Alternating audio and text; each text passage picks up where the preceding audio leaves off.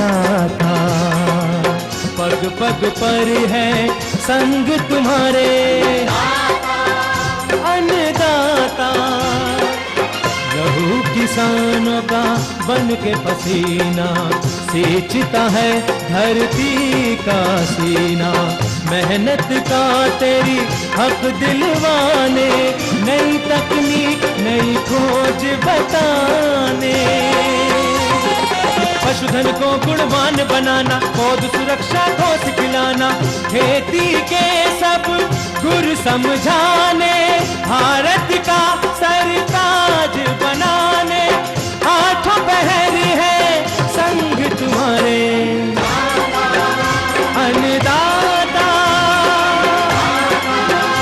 अन्नदाता। नमस्कार, मैं हूं आपके साथ रुचि और आप सभी दर्शकों का अन्नदाता कार्यक्रम में स्वागत करती हूं। हर रोज की तरह कार्यक्रम में लेकर आई हूं खेतीबाड़ी से जुड़ी हुई बहुत सी लाभकारी जानकारियां। तो चलिए सबसे पहले देखते हैं क्या है विशेष आज के कार्यक्रम में। पॉली हाउस में डच गुलाब की खेती कर कैसे कमाएं अच्छा लाभ।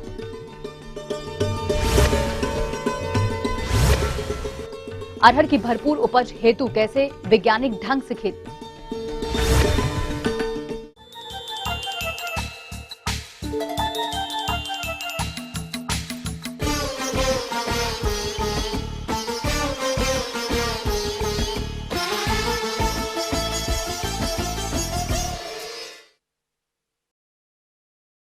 हमारे प्रदेश के युवा किसानों की रुचि इन दिनों फूल की खेती की ओर लगातार तेजी से बढ़ रही है, जो कि यहां के किसानों की आर्थिक स्थिति को मजबूत करने के साथ राज्य के विकास में भी कारगर साबित होती नजर आ रही है।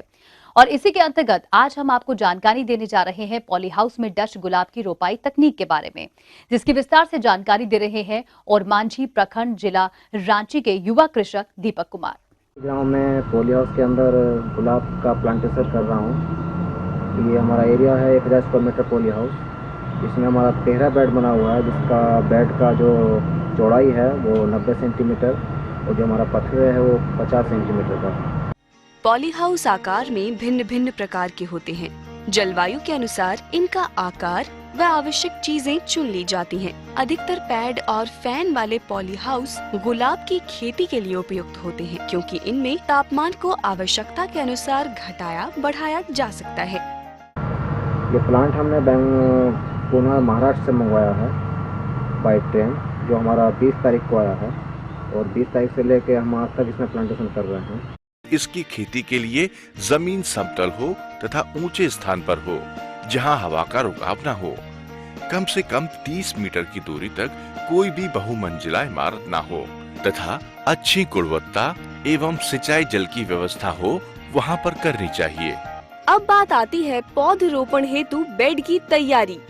तो बेड की तैयारी के पूर्व मिट्टी को रोग एवं कीट रहित करने के लिए 100 वर्ग मीटर के लिए 7 से 10 लीटर फॉर्मेल्डिहाइड दवा को 100 लीटर पानी की दर से मिलाकर पावर स्प्रे से छिड़काव कर उसे पॉलिथीन शीट से ढककर चारों ओर से दबा दें, जिससे मिट्टी में पड़ी दवाइयों से बनने वाली गैस बाहर न जाए।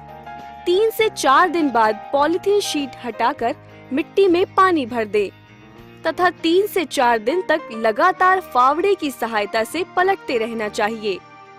सुगमता पूर्वक सभी कृषि कार्य संचालन होने के लिए झरबीरा की खेती रेज बेड पर की जाती है।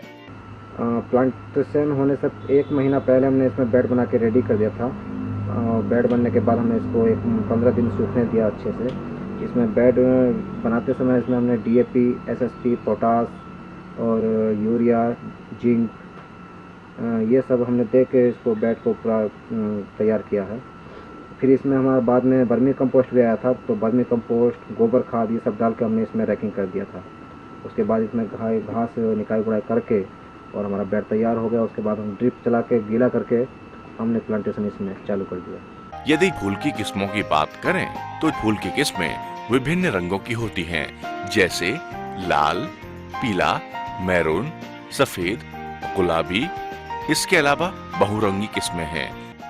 गुलाब की खेती से लाभ लेने के लिए बाजार की मांग के अनुसार इसकी प्रजातियों का चयन कर खेती करनी चाहिए, जो कि विभिन्न रंगों की होती है। गुलाब की लाल रंग की प्रजातियाँ फर्स्ट रेड, ग्रांड गाला, कैरामिथा, बैंडी, एस्केडा रेफिला, गुलाबी रंग की प्रजातियों में कीस, मेलाडी, सोनिया, विवाल्डी, प्रोफिटा, नारंगी रंग की प्रजातियों में लैम्बार्ड, नोब्लेस, क्रीम, पीले रंग की प्रजातियों में गोल्डन टाइम, आल समीर गोल्ड, टेक्सास, पोपीलोन। किसान भाइयों, आप इन किस्मों का चयन कर इनकी खेती कर सकते हैं। प्लांट से प्लांट की दूरी है 20 सेंटीमीटर और रो से रो की दूरी है हमारी 40 सेंटीमीटर। हालांकि ये अगर कागज़ के अनुसार देखें तो ये एक्यूरेट नहीं है, उसमें 17 बाई 45 पे लगता है, 17 सेंटीमीटर प्लांट से प्लांट और 45 सेंटीमीटर रो टू रो। लेकिन हम अपने तरीके से कर रहे हैं और हमारा इसमें लगभग 6000 प्लांट इसमें आया है 1000 स्क्वायर मीटर पूरे हाउस में। प्लांटेशन के तुरंत बाद हमने इसको ड्रेंचिंग किया है बाविस्टीन का 1 ग्राम पर लीटर के हिसाब से, और उसके नेक्स्ट दिन हम एक दिन छोड़ के इसमें ह्यूमिक एसिड जीब्रस का ड्रेंचिंग किए हैं 1 ml पर लीटर के हिसाब से। यही क्रम हम एक दिन बाविस्टीन और उसके 3 दिन छोड़ 3 दिन बाद में डाइथेन M45, फिर 6 दिन बाद में फिर बाविस्टीन 2 ग्राम पर लीटर, फिर 8 दिन के बाद में फिर डाइथेन M45 2 ग्राम पर लीटर। इस हिसाब से हम 15 दिन तक हम इसमें ड्रेंचिंग करते हैं। पौधों को लगाने के कुछ समय बाद पौधों की बढ़वार होने लगती है, फूल भी आना शुरू हो जाते हैं। लेकिन अच्छे फूल उत्पादन और पौधे को मजबूती प्रदान करने के लिए शुरुआती अवस्था में पौधों को निचली शाखाओं व बन रही कलियों की कटाई छटाई कर देनी चाहिए। पानी की मात्रा ग्रीन हाउस के तापक्रम, नमी तथा रोशनी के ऊपर निर्भर करती है, इसलिए पानी की मात्रा मौसम के अनुसार बदलती रहती है। इसका जो फ्लावरिंग अवस्था है, प्लांटेशन होने के 4 मंथ बाद इसमें पहली बड आने स्टार्ट हो जाएगी। लेकिन हम उस बड को जो पहली बड तो इसमें 15 दिन के बाद ही आनी स्टार्ट हो जाएगी, लेकिन जो हम प्रोडक्शन लेंगे फूल का, जो हमारा मार्केट के लिए जाएगा, वो लगभग 4 महीना के बाद में हमारा फूल जाएगा। ये थी कुछ उपयोगी जानकारियां। अब लेते हैं यहाँ पर एक छोटा सा ब्रेक, जल्द लौटेंगे और कार्यक्रम में आगे हैं महत्वपूर्ण जानकारियां। आप बने रहिए हमारे साथ।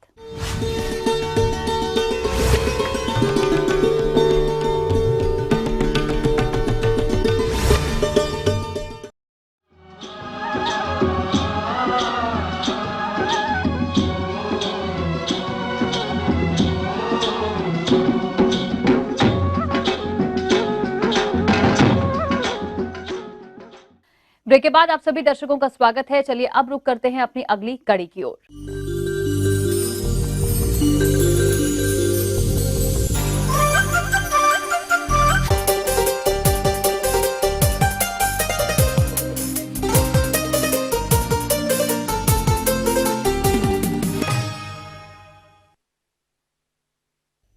प्रदेश के जो किसान भाई सिंचित अरहर की खेती करना चाहते हैं, उनके लिए इसकी खेती करने के लिए ये अनुकूल वक्त है। इसीलिए वे इसकी अधिक उपज देने वाली प्रजातियों का चयन कर इसकी उन्नत खेती किस तरह से करें, इस विषय पर जानकारी दे रहे हैं एक कृषि वैज्ञानिक डॉक्टर शंकर सिंह।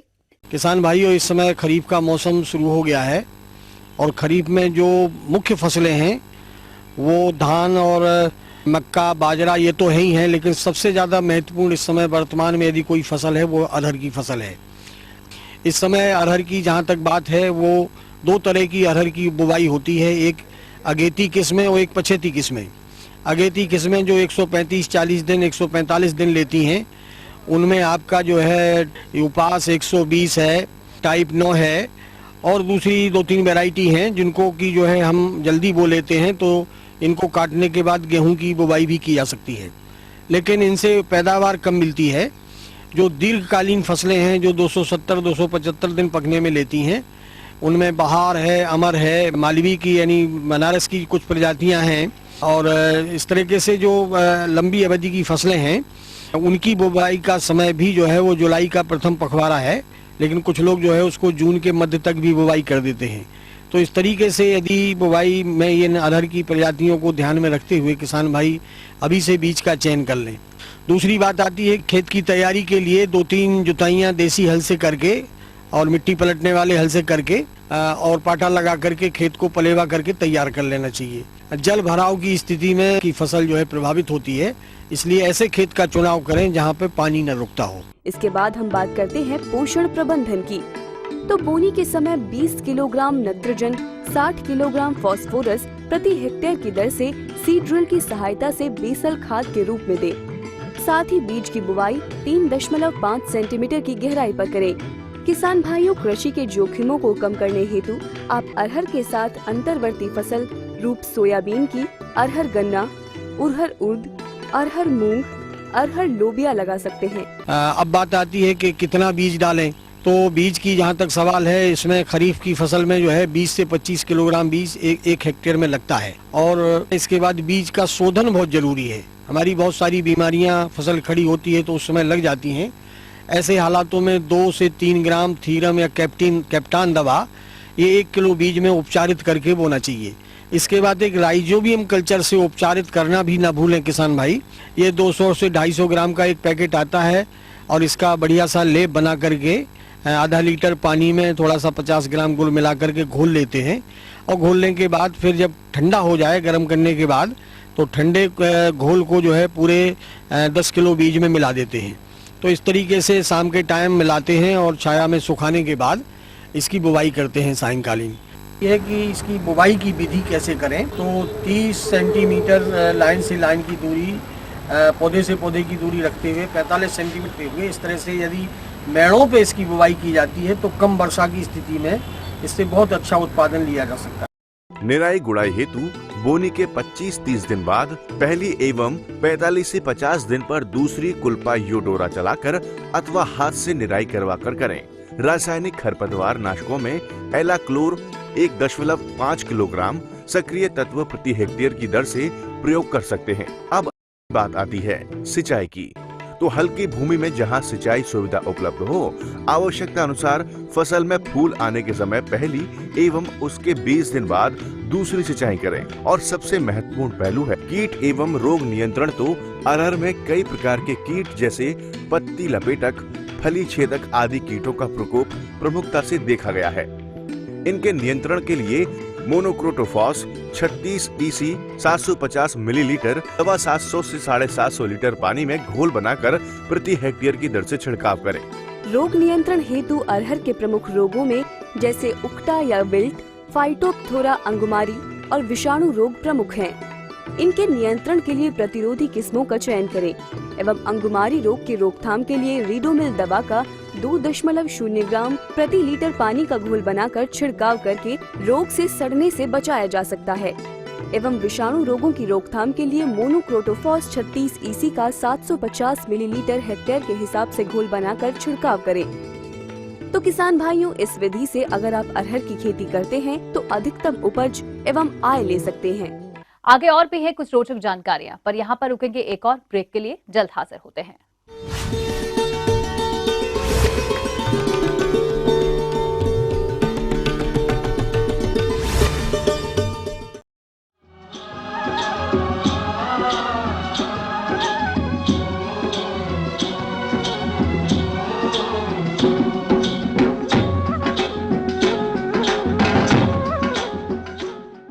ब्रेक के बाद एक बार फिर से आप सभी दर्शकों का अन्नदाता कार्यक्रम में स्वागत है। बढ़ते हैं अपनी अगली प्रस्तुति की ओर।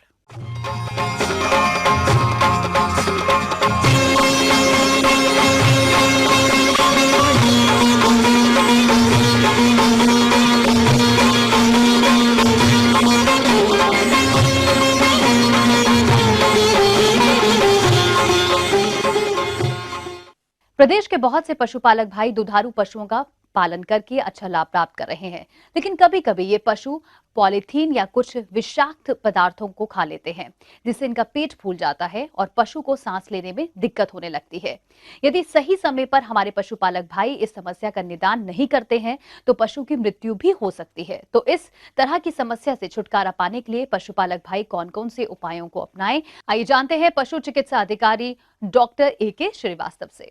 पशुओं में ज़्यादातर देखा जा रहा है कि हरा चारा खा लेते हैं या ऐसी विषाक्त चारा जो खा लेते हैं, या अपनी खुराक से जब पशु ज़्यादा भोजन ले लेते हैं तो ब्लोटिंग हो जाती है, उनके पेट में सूजन आ जाती है, जिसे अफरा रोग कहते हैं। उसकी वजह से सांस लेने में पशु को दिक्कत होती है और पशु परेशानी में रहता है, दूध देना बंद कर देता है, थोड़ा टेम्परेचर भी बढ़ जाता है।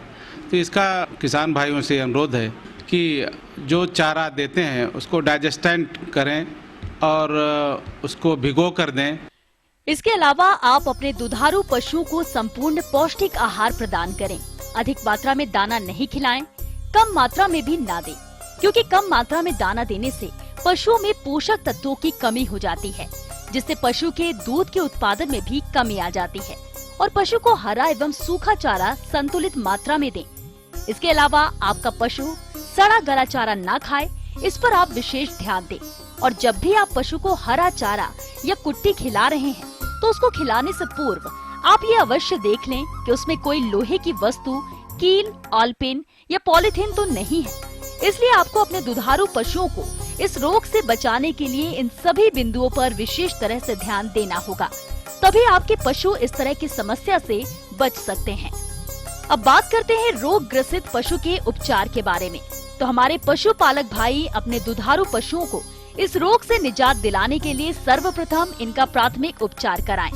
तो इसके लिए पशुपालक भाई अपने रोगग्रस्त दुधारू पशु के फूले हुए पेट पर तेल, गर्म पानी या गर्म कपड़े से उस पर मसाज करें।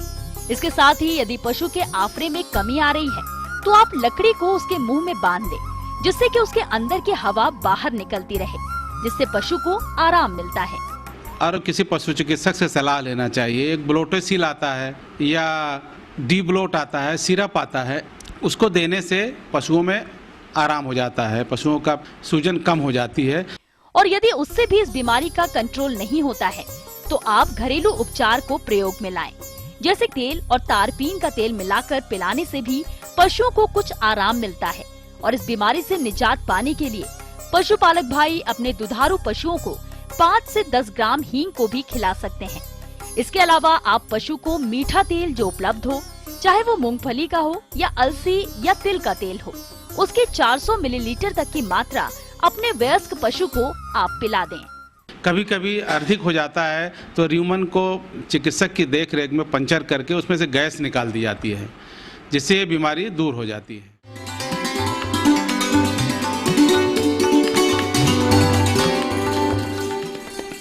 अन्नदाता हेल्पलाइन निशुल्क फोन संपर्क सेवा के माध्यम से आपके द्वारा पूछे गए कृषि से जुड़े प्रश्नों में से 1 या 2 महत्वपूर्ण प्रश्न को हम अपने कार्यक्रम में शामिल करते हैं। इसी के तहत आज का चयनित प्रश्न और उसका जवाब इस प्रकार है। अन्नदाता निशुल्क फोन संपर्क सेवा के माध्यम से पूछे गए प्रश्नों में से आज हमने जिस प्रश्न को कार्यक्रम में शामिल किया है उसे पूछा है गोपालपुर जिला भागलपुर के कृषक दिनेश कुमार ने। यह लौकी की फसल में किए जाने वाले समसामयिक कार्यों के बारे में जानकारी चाहते हैं। तो दिनेश कुमार जी, आपकी जानकारी हेतु प्रस्तुत है कार्यक्रम का यह अंश। देखिए, अभी जो मौसम है काफ़ी गर्म चल रहा है, पछिया हवा भी चल रही है, तो सिंचाई का उनको ध्यान रखना पड़ेगा। वो 1 हफ्ते के अंतराल पर उसकी सिंचाई हल्की कर देनी चाहिए रखेंगे, क्योंकि इसकी पत्तियां सबकी चौड़ी होती हैं, तो पानी का जो ट्रांसपिरेशन की क्रिया तेज होती है, तो उसको पूर्ति करने के लिए हल्की सिंचाई आपको हफ्ते 10 दिन जैसे मिट्टी हो उस हिसाब से करते रहना चाहिए। वो ज़्यादा फायदेमंद होगा, फलों का विकास भी बढ़िया होगा। ये सिंचाई का अहम भूमिका उसमें है ही, पहली चीज़। दूसरी चीज़, फलन की स्थिति में जब आ गई है फसल, तो नीचे फल ज़मीन के संपर्क में नहीं जाए, उसके लिए लत्ती के नीचे उनको कुछ बिछावन टाइप का, पलाव टाइप का जैसे होता है, धनिया का डंठल है या सरसों का डंठल, ये सब बिछा देना चाहिए। और जो इस समय मेन उसका समस्या है, उसमें फ्लाई आती है जो फलों में छेद करके अंडे दे देती है। बाद में वो फल जब बढ़ता है उसके साथ वो सड़ जाता है। तो उसके निदान के लिए है कि आप कोई इंसेक्टिसाइड, अगर फलन नहीं शुरू हुआ है या फूल की स्थिति में आया हुआ है, तो जैसे रोगर है, मेटासिस्टाक्स है, इन दवाइयों को 1.5 से 2 मिलीलीटर दवा जो है वो पानी में घोल बना करके सुबह जो है बिल्कुल तेज़ हवा अगर नहीं चल रही है उसमें उनका छिड़काव करते हैं। तो ये सावधानी बरतनी पड़ेगी। और बीमारी की स्थिति इस फसल में लगभग नहीं के बराबर है। फल सड़न होता है, लोग समझते हैं बीमारी है, लेकिन वो कीड़े के चलते होता है। तो कीड़े का अगर वो निदान कर लेंगे तो उनके फसल अच्छी हो जाएगी। फल मक्खी के प्रकोप से फल काले हो जाते हैं। इसके नियंत्रण के लिए काले फलों को तोड़कर भूमि में गहरा गाड़ कर नष्ट कर दें और इसके प्रभावी नियंत्रण के लिए शीरा या शक्कर के 1 लीटर घोल में मेलाथियान 50 ईसी 10 मिलीलीटर मिलाकर प्रलोभक तैयार करें और इसे प्यालों में 50 से 100 मिलीलीटर प्रति प्याले में डालकर खेत में कई स्थानों पर रखें। इससे मक्खियों के नियंत्रण में सहायता मिलती है। साथ ही यदि संभव हो तो यूजीनॉल ट्रैप का प्रयोग करें। लाल भृंग, ये कीट लाल रंग का होता है तथा अंकुरित एवं नई पत्तियों को खाकर छलनी कर देता है। इसके प्रकोप से कई बार पूरी फसल नष्ट हो जाती है। इसके नियंत्रण के लिए कार्बोरिल 5% या मिथाइल पैराथियान 2% चूर्ण का 20 किलोग्राम प्रति हेक्टेयर की दर से भुरकाव करें या एसीफेट 75 SP आधा ग्राम प्रति लीटर पानी की दर से छिड़काव करें एवं छिड़काव को 15 दिन के अंतर पर दोहरावें। अगर मॉइस्चर मेंटेन्ड उसका है तो वो चीज़ें जैसी किस्म होती है उसके माना जो कैरेक्टर होता है वैरायटी का उस हिसाब से फलन होगा। और बात वही, अगर उसमें कीड़े नहीं लगेंगे तो आपका सुडौल फल बनेगा, उसका आकर्षण होगा। ये चीज़ है। मार्केटिंग करने के पहले तो कोई धूल धक्कड़ है तो उसको शाम को बढ़िया अगर उसको धो देते हैं तो ऐसे ही उसमें निखार आ जाता है, उसकी मार्केटिंग कर सकते हैं। ग्रेडिंग कर लेना चाहिए, एक समान फल एक तरफ कर दें, छोटे हैं उनको अलग कर दें, तो इससे भी बाजार भाव जो है अच्छा मिल जाता है किसानों को।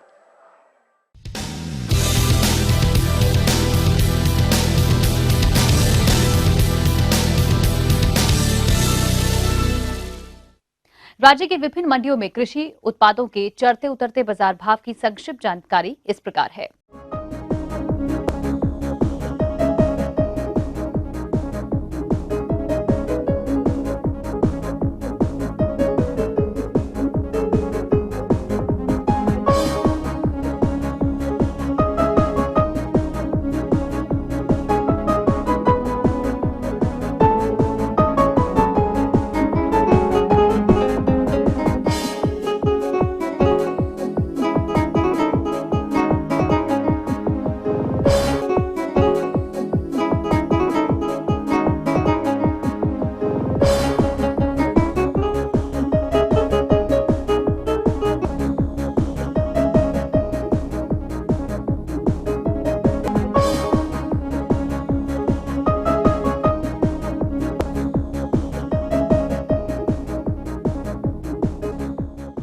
अब आइए देखते हैं कल दिखाए जाने वाले कार्यक्रम की मुख्य झलकियां। विश्व पर्यावरण दिवस पर अन्नदाता की खास प्रस्तुति। मेंथा का तेल निकालते समय ध्यान रखने योग्य जरूरी बातें। हम ये उम्मीद करते हैं कि आज का कार्यक्रम आप सभी दर्शकों के लिए उपयोगी रहा होगा। किसान भाइयों, अन्नदाता आपकी सेवा के लिए संकल्परत है। कृषि संबंधित समस्या एवं सुझावों के लिए आप हमें इस पते पर संपर्क कर सकते हैं। प्रोड्यूसर अन्नदाता, ETV Bihar, Jharkhand, Ramoji film city, Hyderabad 501512। साथ ही आप हमें ईमेल भी कर सकते हैं। हमारा ईमेल एड्रेस है anndatabihar@etv.co.in। इसके अतिरिक्त आप हमें निःशुल्क हेल्पलाइन नंबर 180010845999 पर सोमवार से शनिवार सुबह 10 से शाम 4 बजे के बीच भी संपर्क कर सकते हैं। फिलहाल अन्नदाता की पूरी टीम को दीजिए इजाजत। कल फिर इसी समय आपसे मुलाकात होगी कृषि संबंधित कुछ और महत्वपूर्ण जानकारियों के साथ। नमस्कार।